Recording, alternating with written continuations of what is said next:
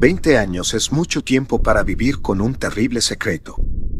Y es peor cuando es un secreto que no puedes compartir con nadie más, no solo porque tienes miedo de cómo te juzgarán, sino porque probablemente pensarán que estás loco. Sé que si alguien más hubiera experimentado lo que yo hice cuando tenía 14 años y me lo dijera, pensaría que estaba loco, si no lo hubiera experimentado yo mismo, claro está. Nunca se lo dije a nadie, ni a la policía, ni a mi familia, ni a las familias de Dylan, Greg, Zach y Jerry, ni siquiera al terapeuta al que acudo regularmente para lidiar con la culpa y el trauma persistentes. Creo que sospecha que me estoy conteniendo, que sé más de lo que dejo entrever, y me incita, animándome a que lo diga. Ella me dice que sería beneficioso confesar y sacarlo a la luz. Pero simplemente no puedo. Ningún ser humano en su sano juicio creería semejante historia. Pero quiero comunicárselo de alguna manera a alguien.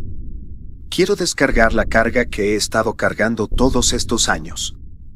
Por eso lo publico aquí, de forma anónima. Quiero contarles a los demás la verdad sobre lo que nos pasó a mí y a mis amigos en Halloween de 2003. No me importa lo que pienses de mí después de leerlo, júzgame o llámame loco todo lo que quieras, solo quiero una audiencia impersonal para saber la verdad y darme su opinión. Creo que eso me haría sentir mejor. Mis mejores amigos Dylan y Greg y yo estábamos en 8º grado ese otoño. Éramos amigos desde que teníamos 7 años.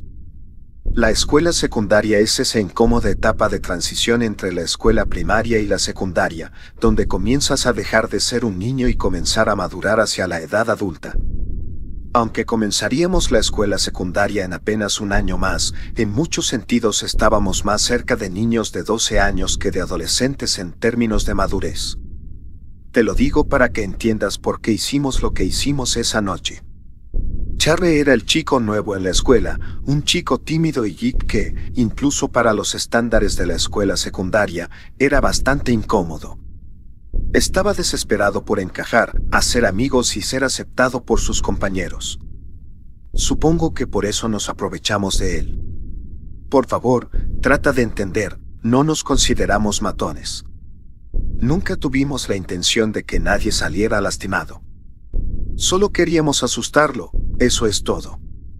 No intentábamos ser crueles intencionalmente, se suponía que era una broma tonta. Éramos niños estúpidos y los niños estúpidos hacen cosas estúpidas. Fue principalmente idea de Dylan, pero Greg y yo estuvimos de acuerdo. En retrospectiva, ojalá no lo hubiéramos hecho, pero ¿cómo carajo se suponía que íbamos a saberlo? ¿Cómo podría alguien saber que lo que hicimos esa noche iba a provocar tanto horror y derramamiento de sangre? Dylan le dijo a Terry que si quería salir con nosotros, primero tenía que pasar una iniciación. Para formar parte de nuestro grupo, primero tuvo que pasar una noche en la antigua casa McGruder, solo. Y siendo finales de octubre y Halloween acercándose rápidamente, esa fue la noche perfecta para que Terry aceptara el desafío. La vieja casa McGruder en cuestión era un antiguo edificio abandonado que se encontraba al borde de un campo de maíz en las afueras de la ciudad.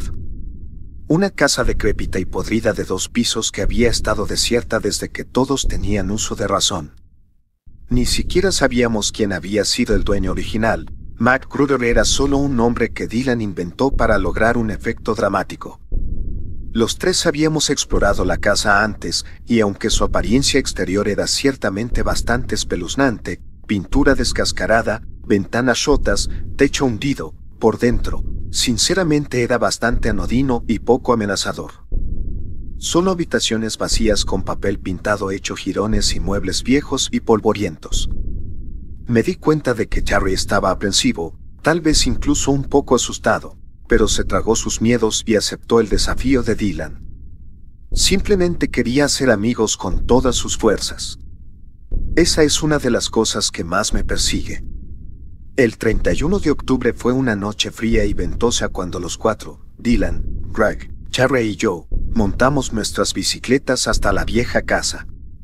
Nos encontramos en la casa de Greg y les dijimos a nuestros padres que pasaríamos la noche viendo películas de terror. Los padres de Greg trabajaban de noche y no se darían cuenta de que no estábamos allí. Cuando llegamos a la casa abandonada, nos bajamos de nuestras bicicletas y nos quedamos unos momentos mirando. Ninguno de nosotros había estado allí de noche y parecía 10 veces más espeluznante que durante el día. La deteriorada fachada casi parecía un rostro, las ventanas oscuras vacían las cuencas de los ojos, la puerta de entrada es una boca negra abierta. Una fría brisa otoñal susurraba entre los árboles desnudos que rodeaban la casa, haciendo vibrar sus esqueléticas ramas. Me estremecí y subí la cremallera de mi chaqueta. Miré a Terry y lo vi tragar saliva nerviosamente mientras contemplaba la vista. Estaba temblando ligeramente, y no solo por la brisa. Él estaba asustado. Ni siquiera habíamos entrado todavía, y el pobre niño ya parecía a punto de salir de su piel. Sentí un destello de culpa porque sabía lo que Dylan había planeado. Dylan se quitó la mochila que había traído, rebuscó en su interior y sacó 3 linternas y una linterna que funcionaba con pilas. Se quedó con este último y nos pasó el primero a mí, a Greg y a Terry. Sin decir palabra, nos hizo un gesto para que lo siguiéramos y luego se dirigió hacia la casa. Intercambié una mirada ligeramente inquieta con Greg. Creo que él también se sentía mal, sabiendo lo que teníamos reservado para Terry, y luego fuimos tras Dylan, Terry siguiéndonos vacilantemente detrás de nosotros. Dylan cruzó la puerta principal ya no estaba, ya sea que se la quitaron de sus bisagras hace años o simplemente se pudrió con el paso del tiempo y desapareció de la vista, pero pudimos ver el brillo de su linterna en el interior. Greg y yo nos detuvimos por un segundo justo afuera de la puerta, Terry detrás de nosotros. Intercambiamos otra mirada nerviosa y luego cruzamos el umbral hacia la casa abandonada. Dylan estaba de pie en medio de lo que una vez fue la sala de estar, esperándonos, linterna en mano. Greg, Terry y yo miramos alrededor del lugar, alumbrando con nuestras linternas. Había una enorme chimenea de piedra en la habitación, algunas sillas viejas y astilladas y los restos de lo que probablemente alguna vez había sido un sofá, pero que ahora no era más que un montón de madera desmoronada comida por las termitas y tapicería podrida y enmohecida. Aparte de una gruesa capa de polvo y un montón de hojas secas que habían entrado por la puerta principal, la sala de estar estaba vacía. Dylan se sentó en el suelo y nos indicó que hiciéramos lo mismo. Lo hicimos, sentados en semicírculo como niños reunidos ante una fogata para escuchar una historia de fantasmas, que fue exactamente lo que pasó después. Dylan procedió a contarnos la escabrosa y espeluznante historia de la casa y sus anteriores residentes, los McGrudders. Según Dylan, en la década de 1950 la casa había sido propiedad de un anciano viudo llamado McGrudder, que vivía allí con su hija adulta. McGrudder era un recluso al que rara vez se le veía, y solo venía a la ciudad una vez al mes para comprar suministros. Se rumoreaba que era un hombre malvado que maltrataba cruelmente a su hija, a quien nunca permitía salir de casa. Como nunca asistió a la iglesia, incluso hubo rumores de que era un adorador del diablo y practicaba ritos satánicos. Varios niños pequeños desaparecieron del pueblo. Sospechaban que McGrudder era de alguna manera responsable, pero sin pruebas no pudieron arrestarlo. Después de un tiempo, la gente notó que McGrudder no había hecho su viaje habitual una vez al mes a la tienda general para abastecerse de alimentos. De hecho, nadie en la ciudad había visto a McGrudder desde hacía más de un mes. Un grupo de vecinos acudió a su casa para investigar. Allí hicieron un descubrimiento espantoso. El viejo McGrudder y su hija estaban muertos, sus cuerpos despedazados y esparcidos por toda la casa. El sheriff dijo más tarde que parecía como si hubieran sido destrozados por animales salvajes. Sus cuerpos estaban cubiertos con marcas de garras y habían sido parcialmente comidos. Supuestamente, al bajar al sótano, habían encontrado un pentagrama dibujado en el suelo con sangre, viejos libros de brujería, y un montón de huesos carbonizados de los niños desaparecidos. Nunca resolvieron los asesinatos, pero el pueblo sospechaba que McGrudder debía haber estado realizando un ritual satánico y de alguna manera algo había salido mal. Quizás había convocado a un demonio que los había matado a él y a su hija. La casa estuvo vacía durante más de 5 años, pero luego una nueva familia se mudó a la ciudad y la compró porque era muy barata. La gente del pueblo intentó advertirles sobre la casa y su horrible pasado, pero simplemente se rieron de ellos. Eran de la ciudad y no creían en supersticiones estúpidas. Habían conseguido mucho en el lugar y no iban a dejarse asustar por un grupo de palomas ignorantes. Pasó un mes sin incidentes, pero luego la familia simplemente desapareció. No fueron asesinados, no había cadáveres, simplemente habían desaparecido. Desaparecieron sin dejar rastro. No hay signos de juego sucio. Todas sus pertenencias todavía estaban en la casa y su coche seguía estacionado afuera. Era como si acabaran de desaparecer de la faz de la tierra. Después de eso, nadie se atrevería a vivir en la casa.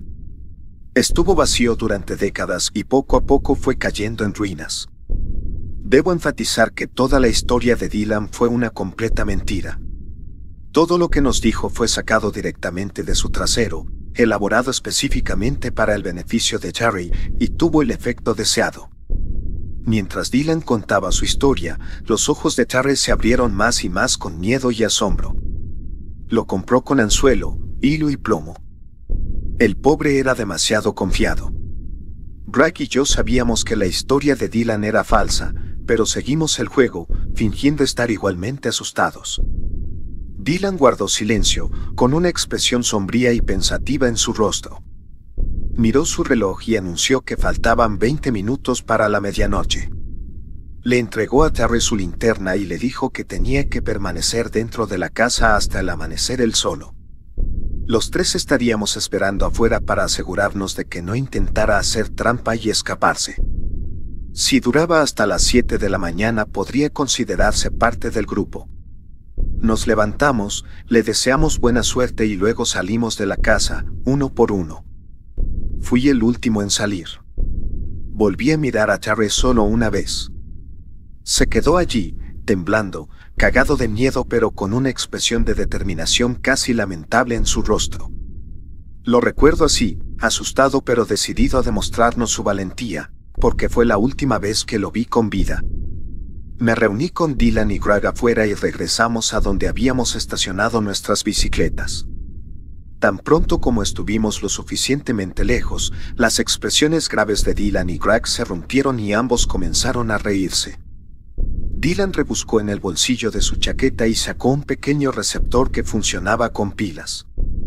Pertenecía a un monitor para bebés que Dylan había comprado en el centro comercial local hace un par de días. El transmisor estaba escondido dentro de la antigua casa. Verás, lo que no le habíamos dicho a Terry era que habíamos logrado obligar a Zach, el hermano mayor de Greg, que tenía 16 años, a vestirse con un disfraz de demonio bastante impresionante, completo con una máscara de látex realista, y a esconderse en uno de los lugares abandonados, las habitaciones de arriba de la casa 1 hora antes de que llegáramos. Él estaba esperando allí arriba ahora. En exactamente 20 minutos, a medianoche, Zach iba a empezar a hacer algunos ruidos aterradores, sutil al principio, pasos arrastrando los pies y tablas del suelo crujientes. Si Terry fuera lo suficientemente valiente como para ir a investigar, Zach saltaría y le tendería una emboscada allí. Si no lo era, entonces en otros 10 minutos, a las 12:10, Zach iba a pasar a emitir gemidos aterradores y gruñidos demoníacos. Allí iba a bajar gradualmente las escaleras para enfrentarse a Terry en la sala de estar. Escucharíamos la reacción horrorizada de Terry por el receptor, justo antes de huir de la casa presa del pánico, probablemente gritando a todo pulmón mientras lo hacía. Sí, fue una mala broma, pero solo éramos adolescentes. Y para compensar a Terry, habíamos acordado que le dejaríamos ser nuestro amigo después, si todavía estaba interesado, claro. Esperamos allí, escuchando el auricular mientras los minutos pasaban lentamente. Podíamos escuchar ligeros sonidos de arrastrar los pies, probablemente Terry moviéndose en la sala de estar. Tal vez estaba paseando para matar el tiempo, esperando que llegara el amanecer. Luego empezó a tararear lo que creo que era una canción de Avril Lavigne. Esto hizo que Dylan y Greg rieran nuevamente. Miré mi reloj. 11:55 de la noche. 5 minutos más. Nosotros escuchamos. De repente escuchamos la voz de Charlie a través del altavoz del receptor. Hola, dijo con incertidumbre, ¿hay alguien ahí? Dylan rápidamente se llevó el dedo a los labios y pidió silencio. Escuchamos atentamente. Hola. Terry volvió a decir nerviosamente, ¿hay alguien ahí abajo? Ante esto vi a Dylan fruncir ligeramente el ceño, confundido. ¿Hay alguien ahí abajo? Se suponía que los ruidos provenían del piso de arriba, donde se escondía Zack. Pero aparentemente Charlie estaba reaccionando a algo que estaba escuchando en el sótano. Hola. Charlie dijo por tercera vez. Su voz era más débil, como si se hubiera alejado más del transmisor oculto, para ver que emitía el sonido que estaba escuchando. Escuchamos, esperando lo que vendría después. Silencio durante aproximadamente 1 minuto. Entonces escuchamos un grito desgarrador, proveniente simultáneamente del auricular en la mano de Dylan y de la casa misma. Un grito agudo y gorjeante de terror absoluto. Se cortó abruptamente. Durante varios segundos hubo un silencio total. Entonces los tres nos estremecimos cuando un espantoso rugido emanó del receptor, un bramido bestial y desgarrador de pura y sobrenatural rabia. Fue un sonido que heló la sangre en mis venas, primitivo y completamente inhumano. El receptor quedó en silencio. Los tres nos miramos, estremeciéndonos y con los ojos muy abiertos por la sorpresa. Nos volvimos hacia la casa. Nos quedamos allí en silencio, esperando que Charlie apareciera en la puerta. No lo hizo. Pasaron los minutos, pero no había señales de él ni del hermano de Greg, Zack. Gritamos sus nombres, pero no hubo respuesta. El miedo se apoderó de mi corazón con una mano fría y apretada. Pavor y miedo. Dylan estuvo a punto de entrar en pánico. Quería que nos largáramos en ese mismo momento, que volviéramos a nuestras bicicletas y volviéramos a casa lo más rápido que pudiéramos, pero Greg, enojado, se negó a irse. Terry podría resultar herido. Tal vez había un animal salvaje allí que lo había atacado. Y además, su hermano todavía estaba allí también. Tuvimos que ayudarlos. Bragg también tenía razón. No podíamos simplemente dejarlos ahí. Con mucha desgana, los tres regresamos a la casa. Pensamos que tal vez Terry había descubierto de alguna manera que le estábamos preparando una broma. Tal vez había cambiado las tornas y estaba tratando de hacernos una broma a cambio. Aunque no estoy seguro de si alguno de nosotros cree eso.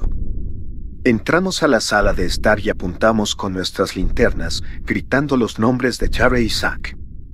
No había señales de ellos. Escuchamos, pero no hubo nada más que silencio. Pero noté algo. La casa olía diferente. Cuando habíamos estado allí antes, había sido el olor desagradable, pero no inusual, a humedad y polvo que asociarías con casas abandonadas durante mucho tiempo, una combinación de podredumbre seca, hongos, moho y el olor húmedo de la madera en descomposición. Esos olores todavía estaban allí, pero ahora estaban cubiertos por un olor completamente diferente. Algo que era difícil de describir. El olor rancio y salvaje, orgánico y salvaje, de algo vivo. Era como algo que se olería en un zoológico. El olor de la guarida de un depredador. Y el aire también se sentía diferente. Se sentía más pesado y opresivo. Había algo aquí que no pertenecía aquí. Nunca en mi vida había estado más aterrorizado que en ese momento. Cada nervio de mi cuerpo me gritaba que me retirara, que huyera. Podría haberlo hecho en unos segundos más, pero entonces Dylan gritó, «Oye, ¿qué es eso?» Greg y yo miramos hacia arriba. Estaba mirando a través de la puerta de la cocina, iluminando con su linterna algo en el suelo. Nos reunimos con él y vimos hacia que estaba enfocado el haz de su linterna. Sobre el viejo y agrietado linóleo estaba la lámpara que Dylan le había regalado a Terry. Estaba tumbado de lado, hecho pedazos. Unos metros más allá, en el otro extremo de la cocina, se alzaba un enorme cuadrado de negrura. Una puerta. Una puerta que conduce al sótano. Creo que los tres nos estábamos preparando para salir corriendo, cuando una voz habló desde la oscuridad más allá de la puerta del sótano. Por favor, ayúdame. Era la voz de Charlie, suplicando con un gemido débil y doloroso. Por favor, ayúdame. Estoy herido y no puedo ver. Está oscuro aquí abajo. Charlie. Dylan tartamudeó. ¿Qué te pasó, hombre? Había un monstruo. Me atacó. Me caí por las escaleras. Creo que me rompí la pierna. Por favor, muchachos, ayúdenme. A pesar de mi horror y consternación, sentí un pequeño alivio. Empecé a comprender lo que debió haber pasado. Zack había sorprendido a Terry con su disfraz y Terry entró en pánico y tomó el camino equivocado tratando de huir de la casa. Corrió hacia la cocina en lugar de salir por la puerta principal y se cayó por las escaleras del sótano. Zack debió haber entrado en pánico cuando se dio cuenta de lo que había sucedido y se había escabullido por la parte trasera de la casa. «Mierda», nos susurró Dylan a Greg y a mí, «estamos en problemas». Luego llamó a Terry. «Está bien, espera, hombre, bajaremos a buscarte». Dylan apuntó su linterna hacia el sótano y comenzó a bajar las escaleras, con Greg justo detrás de él. Empecé a seguirlos, pero luego vi algo. Junto a la puerta del sótano había un viejo frigorífico. La puerta del refrigerador estaba entreabierta y algo goteaba de ella, goteando constantemente en un charco rojo creciente en el suelo. De repente sentí mucho frío y mi corazón comenzó a latir más rápido. Me acerqué y apunté con la luz al charco rojo debajo del refrigerador. A lo lejos, escuché la voz de Dylan desde abajo. Debieron haber llegado al final de las escaleras del sótano. ¿Dónde demonios está? Aparentemente en cámara lenta, extendí una mano entumecida y agarré la manija del refrigerador, abriendo la puerta por completo. «Charlie».